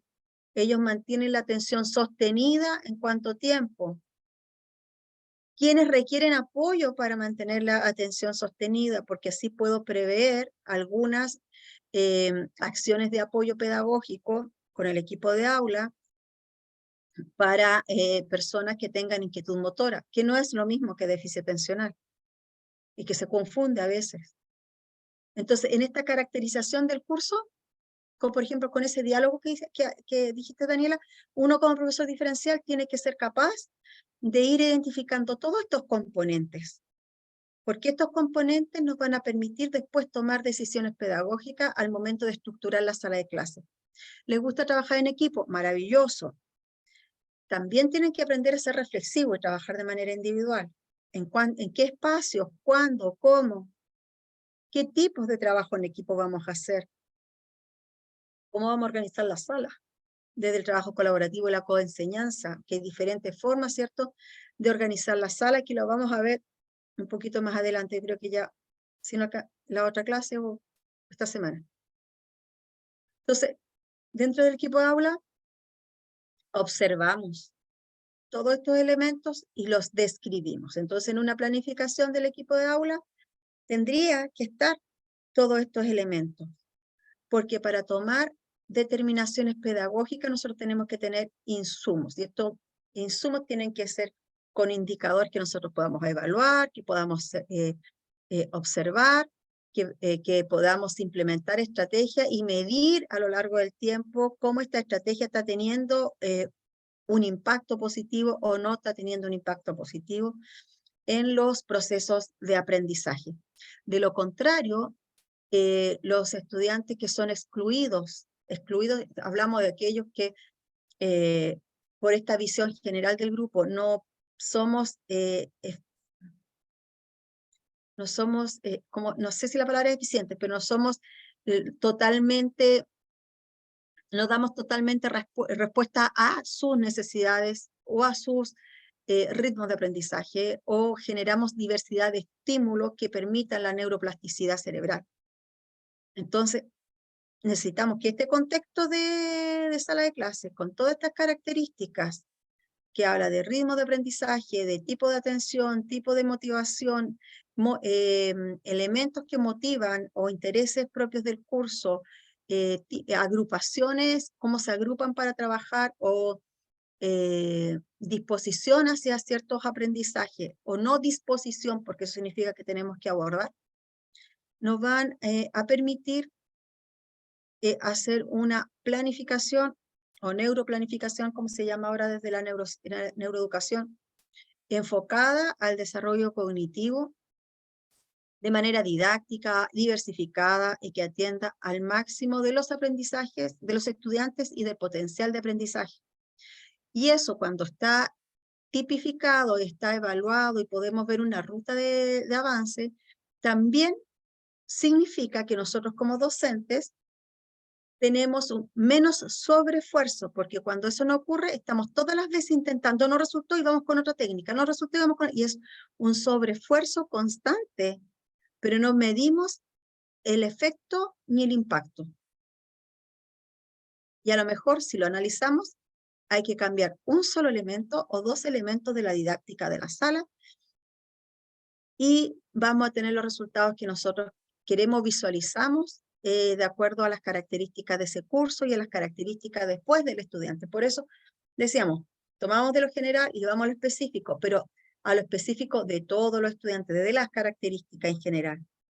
Luego vamos a el estudiante que ya está diagnosticado o que se identifican necesidades de apoyo que requieren de estrategias más especializadas o específicas para su desempeño en el aula y también para desarrollar su potencial cognitivo.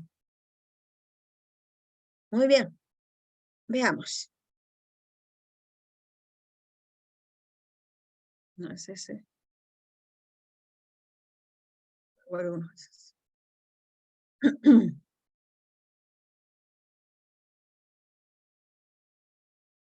Desde la diapositiva actual.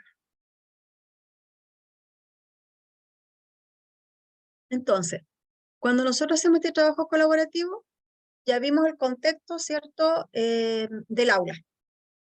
Y cuando planificamos los apoyos y la estrategia educativa, vamos a tener información para saber qué grupos de trabajo vamos a tener, qué elementos se hacen en el aula común, qué elementos de apoyo cuando ellos van a la biblioteca, cuando van al kiosco, en la comunidad, si es que van a aula de recursos, si es que van a una empresa. Esto está pensado en que el trabajo colaborativo que nos dice el decreto 170 está relacionado con todas las necesidades educativas especiales que se presentan en el decreto.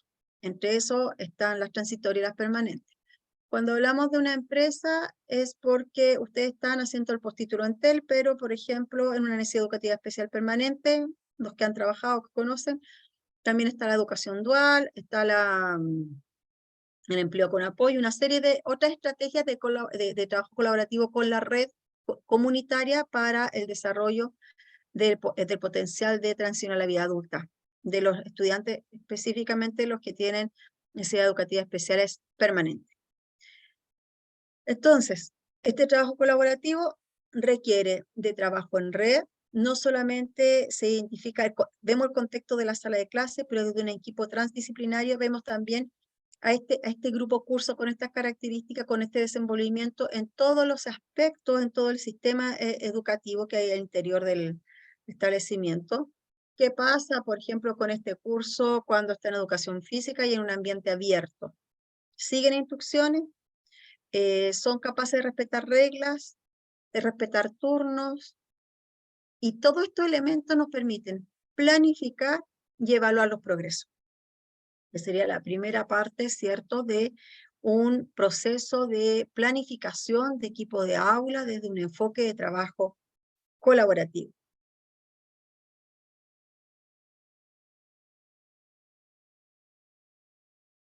¿Alguien puede comentar algún ejemplo de trabajo colaborativo que haya vivenciado, así como Daniela expuso una línea de trabajo que es cierto que era con el BAC, que de los estilos de aprendizaje, que ya sabemos que tenemos que potenciar otras áreas desde el neurodesarrollo, pero también es una instancia y es válida, que se generó una forma de acercamiento. Ahora hay que buscar algo un poquito más próximo a las características del desarrollo desde la neuroplasticidad.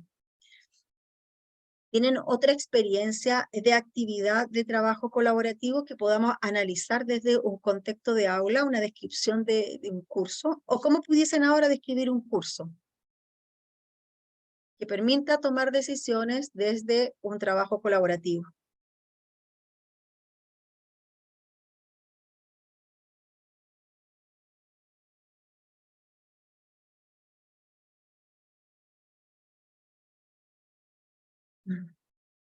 Profe, Dígame. yo lo veo que hay que enfocarse como más en lo cualitativo que en lo cuantitativo, porque yo me acuerdo que estos test que medían los estilos de aprendizaje entregaba al final como resultado, el número, tanto por ciento tiene esto, tanto por ciento es más kinestésico, etc. En cambio, ahora como el nuevo enfoque es más fijándose en las cualidades del curso, cómo se mueven, y en base a eso ir generando la estrategia. Me estaba acordando que el año pasado yo estaba en nivel de educación parvularia y gestionamos una salida pedagógica a un centro de equinoterapia aquí en Chillán. Y fue la terapeuta ocupacional, fue la fono, fuimos las educadoras diferenciales y un grupo de niños que eran de necesidades educativas permanentes. Y ahí obviamente me hace mucha relación lo de interdisciplinario.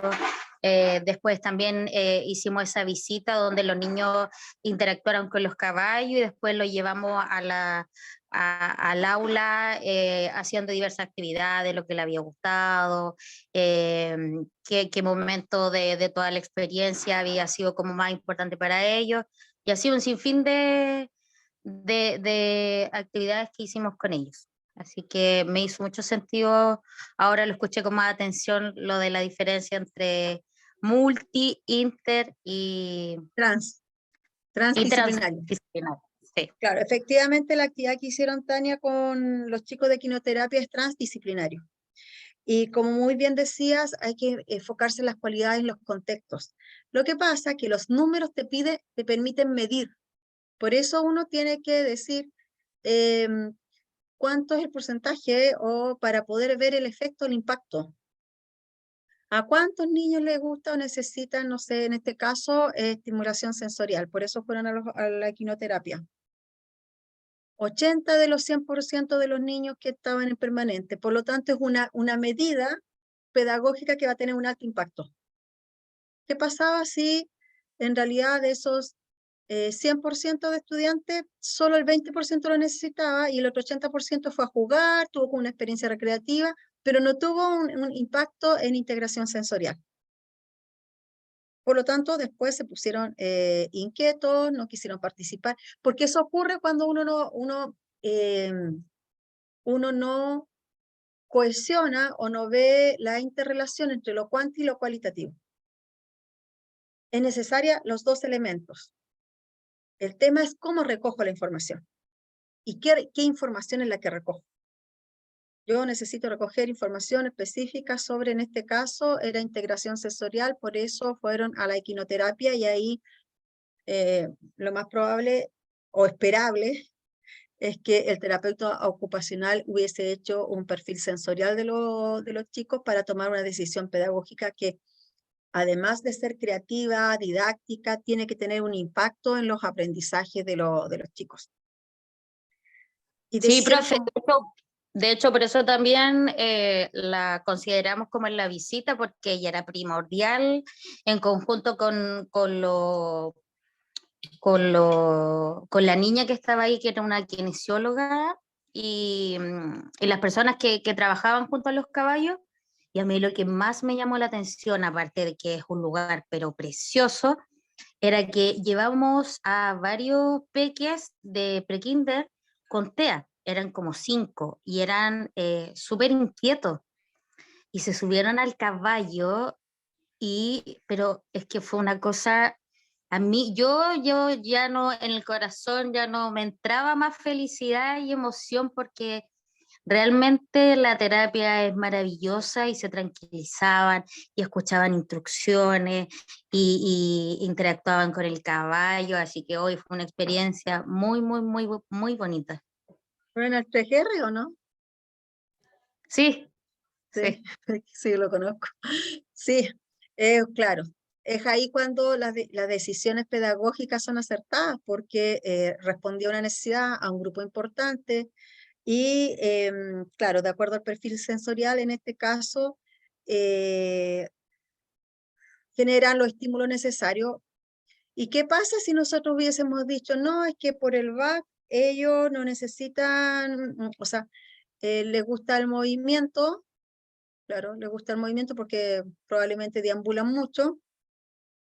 ¿Y qué más podríamos identificar con el back, con un autista? El movimiento nomás. Los kinestésicos no, porque tienen alguna, por integración sensorial, los kinestésicos tienen hasta dificultades para tomar diferentes presiones de lápices, etc. Si nos quedamos con esa mirada, nosotros nos generamos todos otros estímulos desde la neurociencia, de la neuroeducación, que es la plasticidad cerebral, porque había movimiento, había presión, había seguimiento de instrucciones, había muchos estímulos multisensorial que le permitió un proceso de autorregulación de estímulos a los estudiantes. Y eso. Yo hablo mucho del autismo, así que aquí voy a parar porque estamos en TEL. Pero muy buen ejemplo, Tania, sobre el transdisciplinario y cómo también identificar características en el contexto del curso. La próxima semana vamos a trabajar un poquito más sobre los tipos de coenseñanza y cómo participamos en la sala de clase. Estuve pensando un poquito sobre la pregunta de cuántos foros eran. Hay 10 foros, ¿cierto?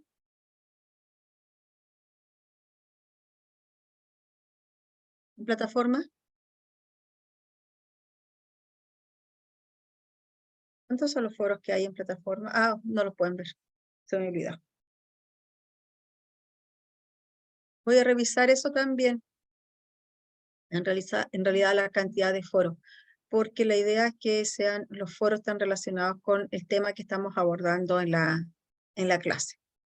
Así que a mí me queda pendiente mañana que voy a la universidad hacer las consultas sobre cómo pueden visualizar ustedes el material en plataforma. ¿No? Ver el tema de los foros para ver cómo se programaron. Y me gustaría saber si han podido avanzar en los estudios de caso o que el próximo jueves dejemos un tiempo para que me muestren un análisis ya de los estudios de caso que están haciendo. Esa es la pregunta.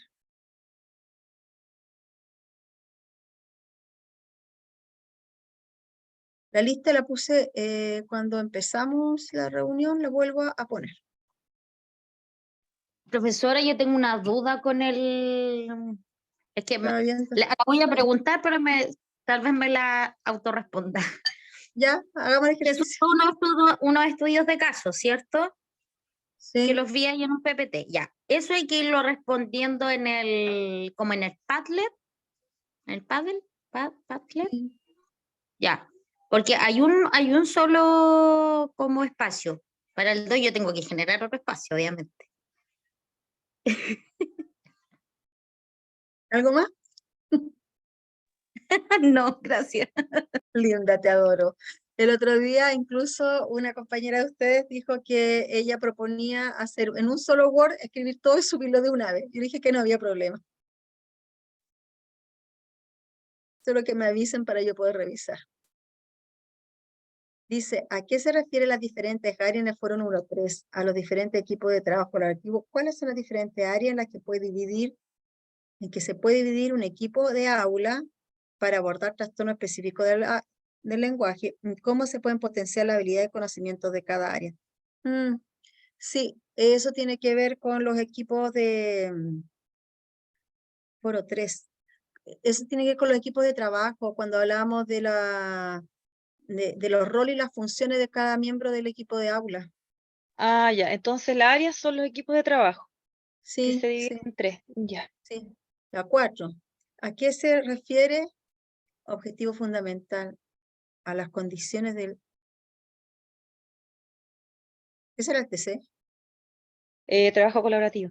Ah, las condiciones del trabajo colaborativo, los elementos claves para trabajar colaborativamente. Ah, pero eso está todo en el decreto. ¿Cuáles eran las características? Resulta que hicimos una clase donde explicábamos de cuáles eran las características para trabajar de manera colaborativa, que también está relacionado con los trabajos en equipo. Y cuáles son los objetivos fundamentales que se debe tener el equipo de aula en la intervención en trastorno específico, cómo se pueden establecer metas claves y medibles en el trabajo, y medibles para lograrlos. Los objetivos, claro, atender a la diversidad, ¿cierto? Responder a las necesidades de apoyo específicas, especializadas, todo lo que estamos hablando. Cómo se pueden establecer metas claras y medibles a través de diagnóstico, la contextualización del aula. Eso. Ah, está relacionándose con los elementos clave para trabajar Sí. colaborativamente. Ya, profesor, Sí. muchas gracias. No, gracias por las preguntas. Muy bien. Ya, queridos, queridas, vamos a cerrar nuestra sesión. La sesión el día de hoy. No sé si quiere cerrar la sesión con algún agradecimiento.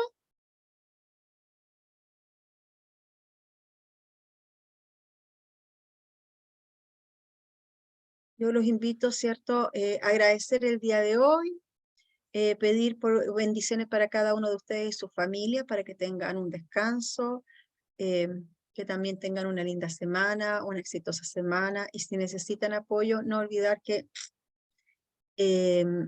Dios siempre está con su eterno amor y bendición sobre nosotros. Daniela, ¿cuál es su pedido? Sí, profesora, es que como colegio entramos a la evaluación docente, así que vamos a empezar esta semana con todo lo que conlleva. Así que pedir para que el señor me dé tiempo, porque es lo que menos tenemos, tiempo, así que lo distribuya para poder alcanzar a hacer todo lo que me conlleva el portafolio. Así que pedir por eso más que nada, y por mis colegas.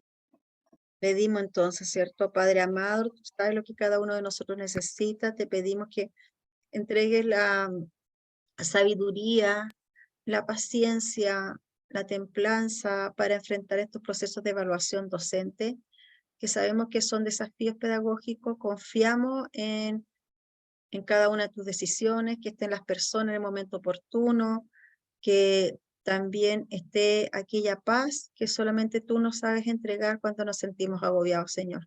Te lo pedimos en especial por Daniela y por todos los docentes que están en el proceso de evaluación. Lo pedimos en el nombre del Señor. Amén.